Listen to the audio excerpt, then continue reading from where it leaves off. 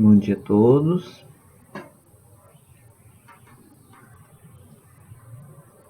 Eu já coloquei na plataforma um material escrito da aula de hoje e depois que acabar o nosso encontro eu abro o fórum para vocês. Esse vai ser o último fórum do nosso módulo, tá bem? Então, vai ter só 2 fóruns esse módulo. Fica aí o meu presente de Páscoa para vocês, adiantado. Hoje eu vou falar um pouco sobre o início da filosofia grega. Nas últimas aulas a gente viu um pouco outras filosofias, vimos assim bem rapidamente, né? Bem superficialmente, sobre outras filosofias que existiram ou antes da filosofia grega ou surgiram no mesmo período que ela. E então, eu falei do budismo, né, da filosofia budista e da filosofia africana, uma, né, das filosofias africanas, que eu acho importante porque são 2 filosofias que ainda existem, estão aí fazendo parte da nossa maneira de enxergar o mundo e são tão antigas quanto é a filosofia grega. E o objetivo também era mostrar como os gregos não foram os únicos a desenvolver um pensamento diferente da mitologia, como por muito tempo nós fomos levados a acreditar, né? Então, hoje em dia, se fala muito da descolonização do pensamento, que é justamente essa ideia de trazer modos de ver a vida que não sejam os europeus para pensar, né, sobre a humanidade, já que no Ocidente a gente é fortemente influenciado por essa maneira europeia de ver o mundo, né? Na filosofia principalmente. Tá? Na filosofia tem uma piada que se diz que a filosofia nasceu na Grécia, melhorou na Alemanha, foi estragada nos Estados Unidos e jogada no Brasil. Para mostrar como o pensamento europeu é o dominante, né? Então a filosofia nasce na Grécia, é melhorada na Alemanha, estragada nos Estados Unidos e jogada no Brasil. Então o meu objetivo foi esse, né, de falar do budismo e da filosofia em África, mostrar que existem outras filosofias que não apenas a grega e europeia, tá? Para vocês terem ideia da força da filosofia europeia, depois da filosofia grega, que a gente vai ver esse ano,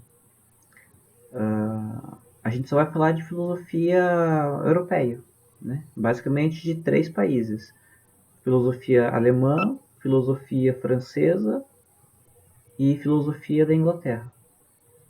Então, basicamente o mundo pensa em alemão, francês e inglês da Inglaterra. Tem alguns filósofos italianos, filósofos políticos italianos, mas são muito poucos, né? Basicamente, a gente vai ver França, Alemanha e Inglaterra. Tá?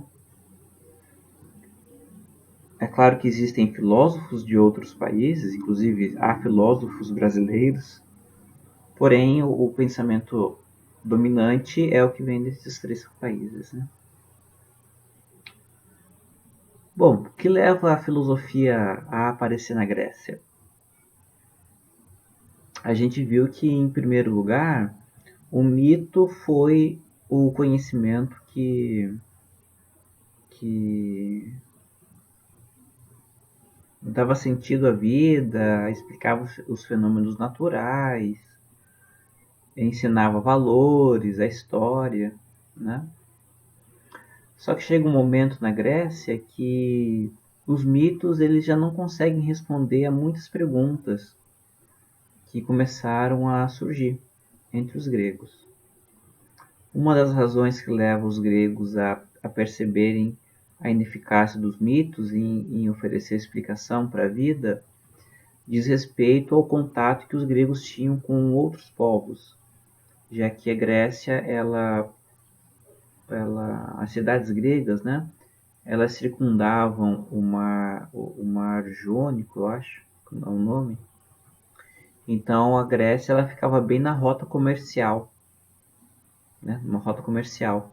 E então os gregos eles começaram a perceber que os diversos povos também tinham outras maneiras que não a dos gregos para explicar a origem do mundo, do universo, da vida e tudo mais.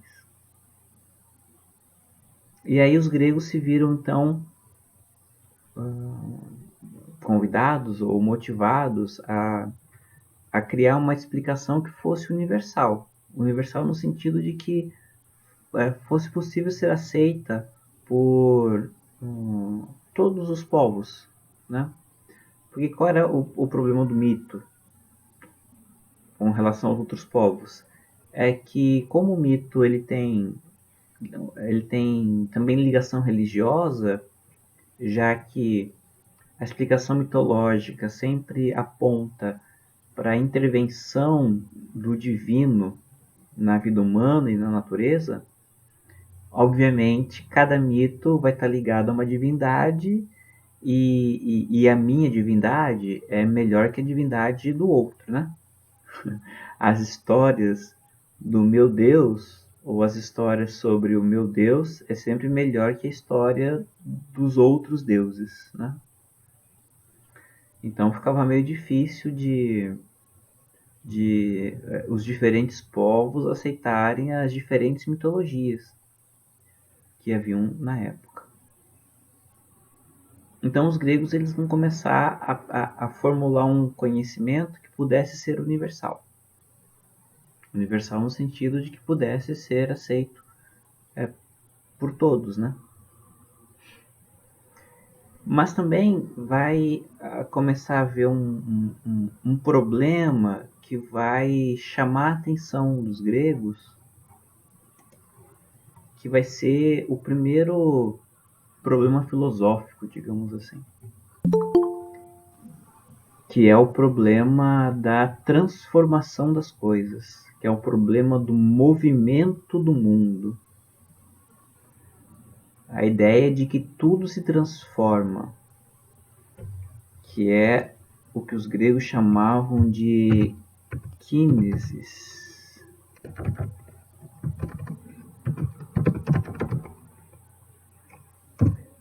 Kínesis é o movimento. Então tudo no mundo se movimenta, tudo no mundo se transforma.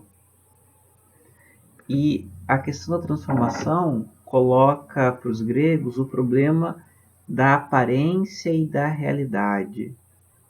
Se tudo se transforma, se tudo muda, como é que eu posso saber o que algo é? Se a gente só percebe as aparências das coisas. Será que quando as coisas mudam, elas deixam de ser o que elas eram?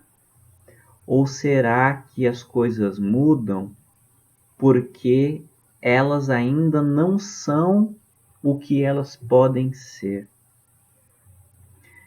E se eu não sei o que as coisas são ou o que elas podem ser, como é que eu sei o que algo é?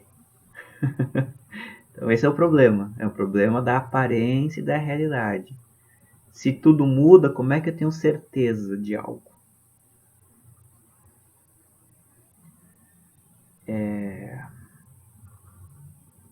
Vou dar um exemplo aqui bem bobo, como fosse um exemplo, o mesmo exemplo que eu dei na aula anterior. da turma de antes. Vou pegar aqui um exemplo de um rapaz, né? De um garoto. Pensa num rapaz que desde sempre foi super ajeitadinho, engomadinho, né? Cabelo curtinho, camisetinha sempre bem passada,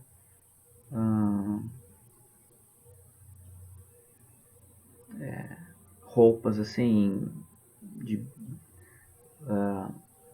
usando sempre roupas brancas com estampas legaisinhas, né? Assim. E aí, de uma hora para outra, esse rapaz, ele coloca um brinco, aí ele deixa o cabelo crescer, começa a usar roupas pretas, coloca piercing, troca o sapatênis por um coturno, faz tatuagem e vai visitar a avó. Então, no Natal de 2019, ele era o rapazinho engomadinho. No Natal de 2020, ele já tá, sei lá, metaleiro. Né? Cabelo comprido, piercing, tatuagem, brinco, roupa preta. Tá? Qual seria a reação desta avó quando visse esse neto que ano passado estava de um jeito ou se apresentava de um jeito e neste ano se apresenta de outra maneira? Tenho certeza que diria algo assim: nossa, não estou reconhecendo quem é você, ou você mudou muito, né? Ou quem é você, ou até comentários do tipo: você era tão comportadinho, o que aconteceu agora que você é rebelde, né? Então é isso, né? A aparência mudou, né? Se a aparência muda, será que a pessoa permanece a mesma ou se ela é outra pessoa? Será que agora esse rapaz que está usando roupa preta, coturno, brinco, tatuagem, ele agora realmente é quem ele é de verdade e antes ele não era quem ele era? Mas aí esse rapaz, vamos pensar agora, né? Que esse rapaz entrou na faculdade de Direito, se formou advogado. Então esse rapaz que usava coturno, roupa preta, cabelo comprido, brinco, tatuagem, agora, como advogado, ele veste sapato social, terno e gravata. Ok, pode ser terno e gravata preto, mas é terno e gravata. Cortou o cabelo, tirou o brinco e os piercings e esconde as tatuagens.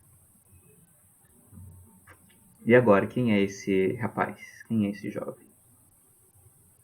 Né?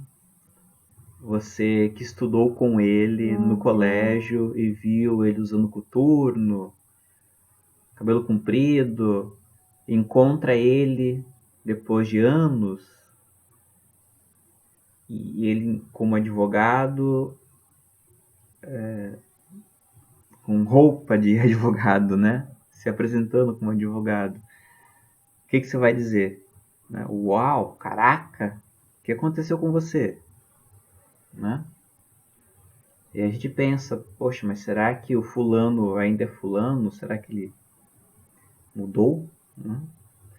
Então é isso, o problema do movimento, o problema da transformação coloca em dúvida o que a gente tem certeza. Né? Será que as coisas mudaram e mudaram porque a gente não conhecia antes o que as coisas eram? Ou será que a gente ainda não pode ter certeza do que as coisas são, porque elas ainda podem mudar? Né? PPRT? O que é PPRT, Emanuel? Essa sigla eu não conheço. Se é que é uma gíria, eu imagino que seja, né? Ah, papo reto. PPRT, papo reto.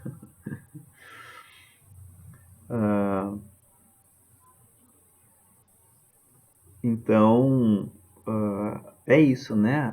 Essa, só agora eleva isso pro mundo, né? Porque no mundo, na natureza, tudo muda também, né? Vamos pensar aqui na árvore, por exemplo.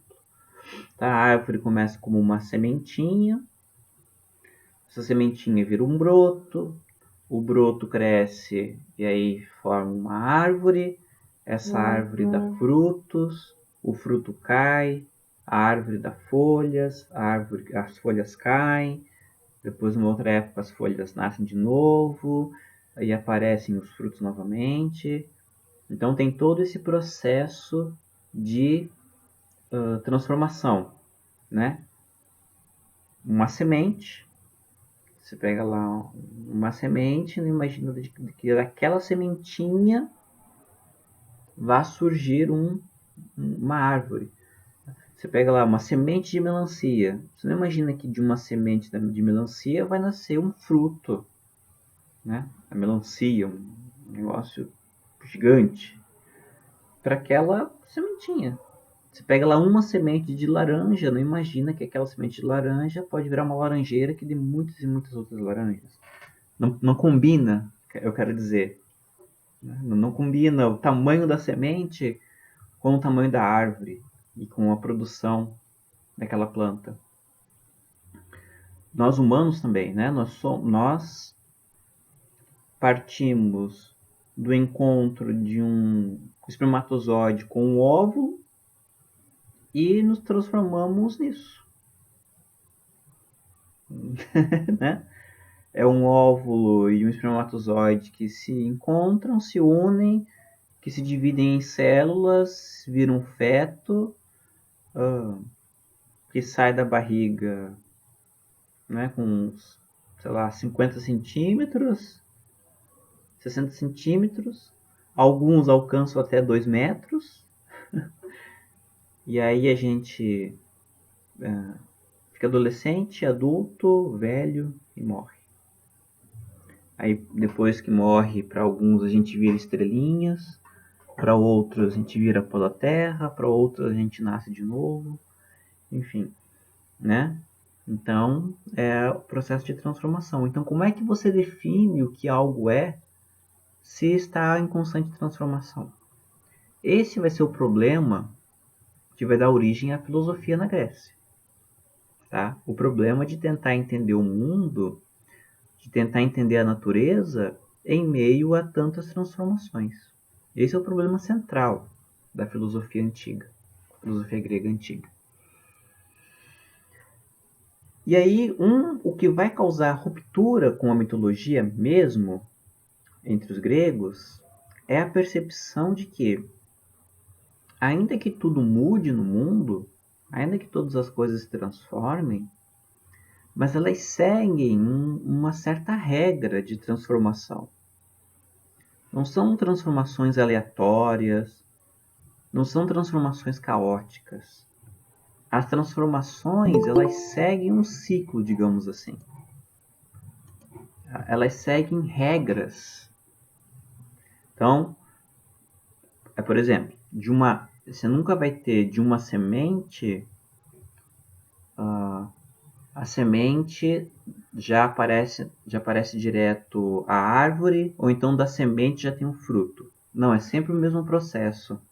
Semente, broto, a árvore, da árvore nasce a flor, da flor o fruto. Né? Não é da semente o fruto, do fruto a árvore, da árvore, né? É sempre a mesma coisa. Nós também. É sempre o mesmo processo. Tá? Não existe assim. Não existem, não existe o processo de gestação diferente do ser humano. Sempre que algo de diferente acontece na gestação, há um problema gestacional, né? Geralmente quando a gestação não ocorre seguindo as regras da natureza, digamos assim, ou o feto nasce com alguma doença, né? Ou então não há o desenvolvimento fetal, quando não segue a regra do processo. É a mesma coisa as plantas. Tá? Se a planta não segue o processo lá de desenvolvimento da planta, a planta não cresce, ou então a planta morre. Tá? Então os gregos eles vão perceber isso, que ainda que tudo se transforme, ainda que tudo mude, as coisas mudam e se transformam seguindo uma lógica, seguindo uma ordem. E aí, para definir esse mundo que não é caótico, eles vão dar o nome para esse mundo de cosmos. A palavra cosmos significa justamente isso, um mundo organizado. Mundo organizado. E aí, essa é uma diferença fundamental para os mitos, porque na mitologia, o mundo ele não é organizado. O mundo ele não dá para prever o que vai acontecer no mundo, na mitologia, porque no pensamento mítico, tudo que acontece depende da vontade dos deuses. Então você não sabe o que os deuses estão querendo, o que os deuses estão pensando. Se os deuses podem acordar amanhã de mau humor e aí ferrar tudo, ou os deuses podem acordar de bom humor e ajudar a gente pra caramba. É por isso que tem a ideia dos rituais. Você precisa agradar os deuses, você precisa manter os deuses felizes. Sei lá, você tem um período de seca, e aí então você imagina que não chove porque os deuses estão bravos com a humanidade. Então vai lá todo mundo dançar, faz a dança da chuva, né? Bate palminha, né? E aí chove. Então os deuses ficaram felizes com a nossa dança. Ou então aí você tem um surto de Covid no mundo. Bom, tem um surto de Covid porque os deuses estão bravos com a gente, né? Então vamos sacrificar aí alguns inocentes. Né? Vamos fazer o sacrifício de uns inocentes, porque quem sabe os deuses abençoam a gente, né? A gente mata aí uns 10, 15 inocentes e salva a humanidade, né? Joga eles no vulcão, né? Sei lá. Então, esse é o pensamento mítico. Tá? E vejam bem, é um pensamento mítico que ainda está presente, tá? Eu lembro na época dos tsunamis, não sei quantos de vocês lembram do tsunami que teve na Indonésia, que causou um maior estrago. Teve um tsunami, um terremoto no Japão, em Fukushima. Não sei se vocês lembram, vocês eram novinhos ainda, mais novinhos do que vocês são. Mas na época do tsunami, esse tsunami famoso, né, que inclusive virou filme. Eu não lembro que ano foi, Aurelino. Realmente eu não lembro. Sei que já faz algum tempinho. E tem até filme sobre isso. Um filme sobre isso. Mas é um tsunami famoso, recente que teve aí. Eu lembro que na época do tsunami, muitas pessoas diziam que o tsunami foi causado porque na Indonésia Porque na Indonésia eles adoravam outros deuses, então foi uma maneira de Deus castigar, né, o povo indonésio pela idolatria. Assim, desculpa, mas isso é pensamento mítico, né?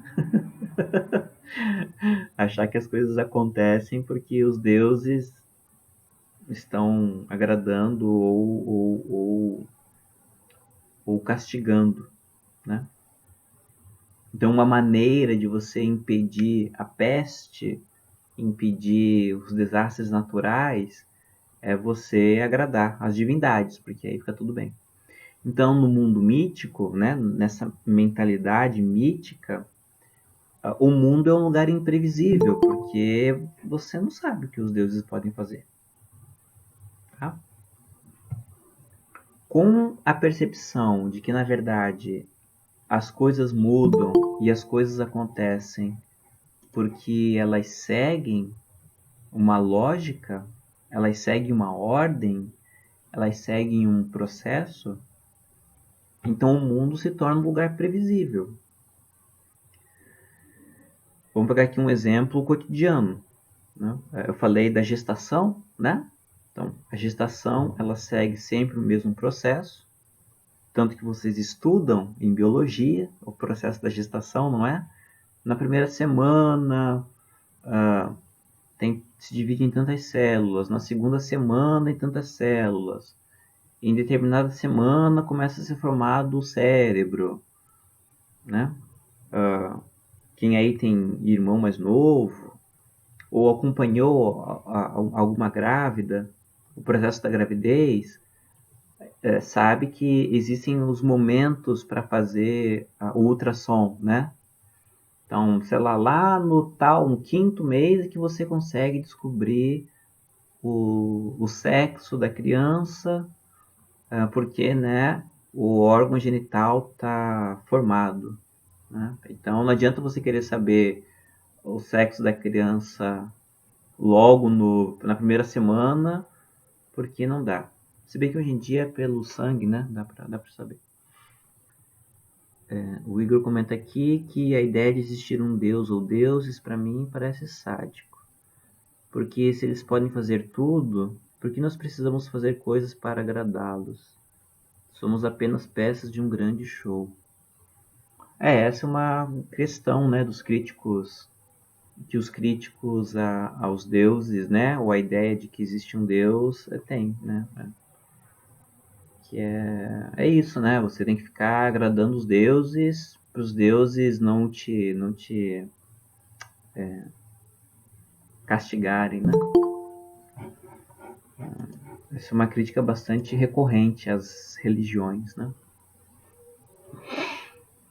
Mas aí tem que conversar aí com os padres, pastores, né, mães e pais de santo, eles que vão responder. Eu sou professor de filosofia, né? Estou aqui só para colocar perguntas para vocês. Mas essa crítica do Igor é uma crítica bastante comum, né? Porque é isso, você tem que ficar agradando os deuses para que as coisas continuem bem, né? Então, você tem lá a gripe, por exemplo, né? A gripe, o resfriado, tem um ciclo de 5 dias. Você, no primeiro dia, se sente meio mal, né? No segundo dia, teu corpo dói. No terceiro dia, você desaba, né? Fica de cama. No quarto dia, você já tem uma melhora. E no quinto, parece que não aconteceu nada contigo. Né? Então, a gripe tem esse ciclo de 5 dias. Né? Você toma lá o antigripal para amenizar os sintomas, mas se você não tomar, também a gripe passa do mesmo jeito, que é o ciclo da gripe de 5 dias. Né?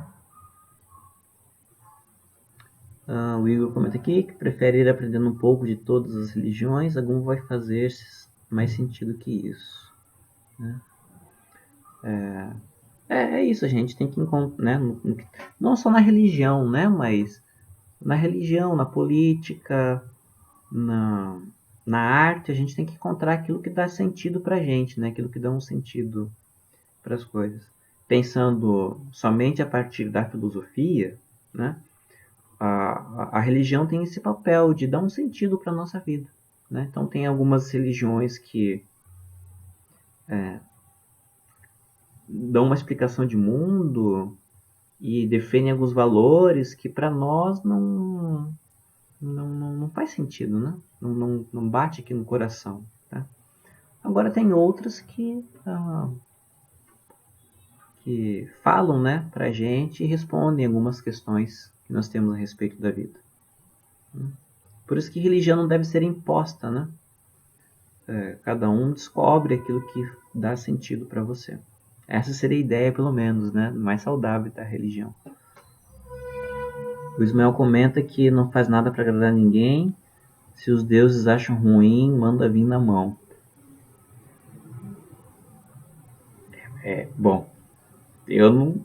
Se existir os deuses, eu não queria sair na mão com eles, não. Se existir os deuses, mano, eu prefiro pedir desculpa do que sair na mão com eles.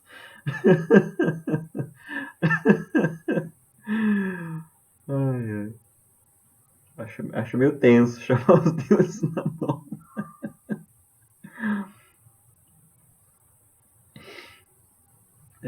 Mesmo porque os deuses podem ser tipo Thanos, né? Ele só faz assim com você, ó, acabou. Acabou a briga. Só um estalar de dedos, acabou. Ai, ai. Tem um filósofo, o filósofo Pascal, ele falava assim, que se chama a aposta, né? A aposta de Pascal. Que ele fala assim, é melhor é melhor você achar, é melhor você acreditar nos deuses, mesmo que eles não existam. Por quê? Porque se você acreditar neles e eles não existirem, ok, tranquilo, né? Tô de boas. Agora, se você acreditar que eles não existem e eles existirem, mano, vai dar ruim pra você. O Pascal falava isso, o nome é aposta de Pascal. Então é melhor apostar que eles existem do que apostar que eles não existem. Porque se você achar que eles apostar que eles existem, mas eles não existirem, ok, tá sussa. Agora, se você apostar que eles não existem e eles existirem, mano de Deus, segura as pontas, né? Ah, é. Enfim, então, voltando para os gregos, né? Eles, eles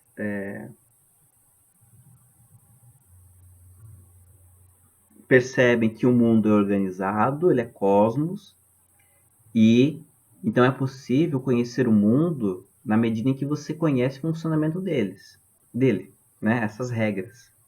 E aí tem uma outra palavrinha especial, que é a palavra physis, que significa natureza.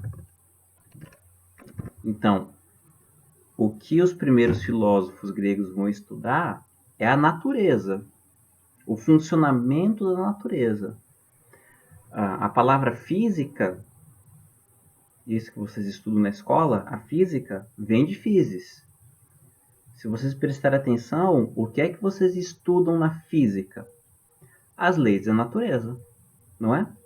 A lei do movimento, né? A lei da mecânica, a lei da velocidade, do tempo, do espaço, a lei da gravidade, não é? Na física se estuda as leis da natureza, certo? A lei do movimento dos corpos, né? Dos corpos que existem. Então, e essa ideia vem da onde? Vem lá da Grécia Antiga, dos primeiros filósofos. A ideia de que a gente precisa conhecer as leis que fazem com que as coisas se transformem no mundo. Porque à medida que eu conheço essas leis, eu vou entender o universo, eu vou entender o mundo como um todo. Na medida em que eu conheço as leis da natureza, eu consigo prever as mudanças, eu consigo prever as transformações. E é assim, por exemplo, que funciona a meteorologia, não é? Os meteorólogos, o pessoal da previsão do tempo, eles sabem que no encontro de uma massa de ar frio com uma massa de ar quente acontece tempestade. É assim lá nos Estados Unidos, quando eles conseguem prever os furacões. Então eles sabem que determinado comportamento da atmosfera vai resultar em determinada situação atmosférica. É assim que acontece a previsão do tempo. Eu vejo uma massa de ar quente vindo da Amazônia, que vai encontrar uma massa de ar frio vinda do sul. Calculando a velocidade dessas massas de ar, eu sei que na quinta-feira elas vão se encontrar em cima de Minas Gerais. Então, é possível que aconteça uma tempestade em Minas, porque calculando a velocidade tal, a direção do vento, né, eu sei que o encontro dessas duas acontece tal coisa. Então é isso, né? O mundo se torna previsível. Quando você conhece as regras, o mundo se torna previsível. E aí, uma outra coisa fundamental para os gregos era o seguinte, que o mundo ele tem origem em alguma coisa. Não é, os gregos eles não aceitavam a ideia de que o mundo foi criado a partir do nada. Comentei isso já na época da mitologia, né? Então, diferente da mitologia judaico-cristã, que diz que Deus criou o mundo do nada, né? Não tinha nada, Deus criou o mundo. Para os gregos sempre existiu alguma coisa, né? E na filosofia, então, eles vão chamar essa coisa de arché, ou arché. Né? Arché é o elemento primordial. Então, e esse elemento primordial, ele é um elemento da natureza. É um elemento que está presente em todas as coisas. E é este elemento que une o universo. Por exemplo, o Tales de Mileto, que é o primeiro filósofo grego, ele vai dizer que o elemento primordial é a água. A água está presente em tudo que existe na natureza. Então, a vida depende da água, porque todos os seres vivos, eles precisam da água para ter vida, sejam os seres vivos animais ou vegetais, precisam de água. E aí é um raciocínio bobo, mas assim, tem lá a sua lógica. A água é o único elemento da natureza que assume os 3 estados físicos: sólido, líquido e gasoso. Então, na pedra tem água, porque eu sei que a água ela fica dura. Né? O ar ele contém água porque a água evapora. Né? Então, o elemento primordial, o elemento que une todas as coisas da natureza é a água, porque a água é um elemento que pode estar presente em tudo. E aí os diversos filósofos, eles vão dar diversas ideias para o que seja esse elemento primordial. O Demócrito vai dizer que é o átomo, existe um elemento invisível e indivisível chamado átomo, que dá origem a todas as coisas.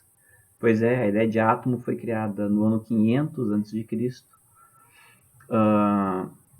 O Empédocles vai dizer que o elemento primordial não é um só, mas são 4. É o fogo, a terra, a água e o ar. Então, à medida em que esses elementos se unem, eles vão dar origem às coisas. o Anaximenes ou Anaximandro, não lembro, vai dizer que é o ar, o elemento que dá origem a todas as coisas, né? Porque o ar ele é livre, né? E ele penetra em todas as coisas, permeia, né? Penetra todas as coisas. E assim vai indo, né? Cada filósofo antigo vai dizer que um elemento da natureza é a arqué. E aí vai dar suas justificativas. O cara que falou do ar ou é o Anaximandro,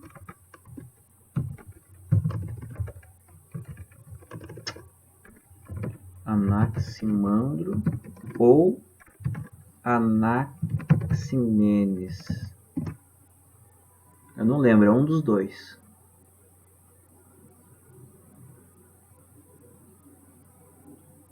Um deles fala que é o ar e o outro fala que é o apeiron. Mas agora eu não lembro.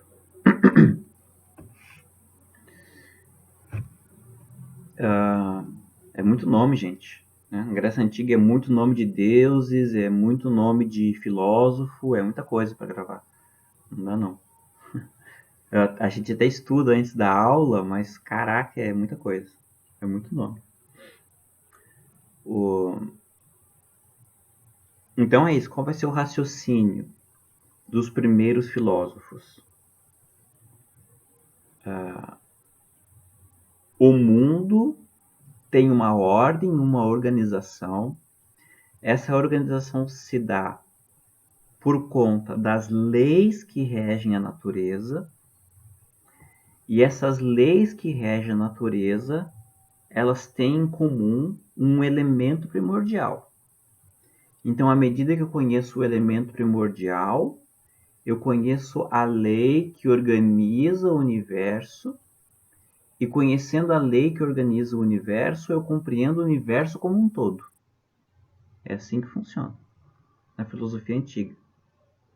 E aí, então, eu tiro a mitologia como explicação, porque a mitologia não me permite conhecer o mundo, já que tudo que acontece no mundo, pela mitologia, depende da vontade dos deuses. E não tem como a gente conhecer a vontade dos deuses. Agora, a partir do conhecimento das leis do universo, das leis do mundo, o mundo se torna previsível, já que as leis não mudam, elas permanecem sempre as mesmas. Basicamente, é isso que a gente faz até hoje. Quando a gente estuda a física, a química, a biologia, a gente está estudando isso. A gente está estudando as leis de funcionamento do mundo.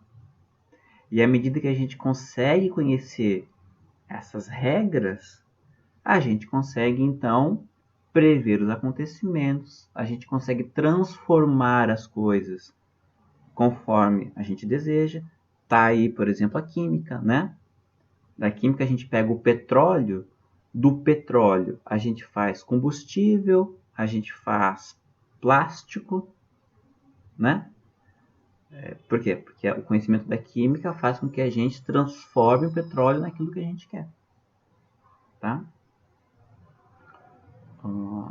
Então, assim, a gente pode dizer que a filosofia ela nasce fazendo ciência. O que os cientistas fazem hoje era o que os primeiros filósofos faziam já há 600 anos antes de Cristo. E a pergunta fundamental que vai dar origem à filosofia é: o que é tudo isso? O que é esse mundo? O que é que a gente precisa saber para saber o que é este mundo? Essa é a primeira pergunta filosófica. O que é tudo isso? Né? O que eu preciso saber para não achar que as aparências definem as coisas? O Emanuel pergunta aqui se eu já li Steven Kotler. Não, não li ainda. Qual é o livro dele, famoso? Não, nem ouvi falar em Steven Kotler, não.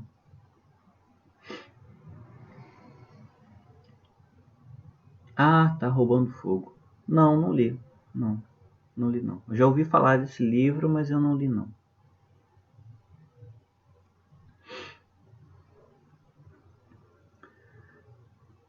Então é isso, gente. Tá? Então basicamente é isso que dá origem à filosofia. A pergunta sobre o que é o mundo, né? E o estudo então das regras da natureza, das leis da natureza. A gente chamaria hoje em dia de ciência, né? Mas é a filosofia. Certo? Show? Então é isso. Qualquer coisa vocês me escrevam e a gente vai trocando figurinha. Tá bem? Então obrigado por mais hoje e nos vemos na próxima semana. Se cuidem. Tchau, tchau.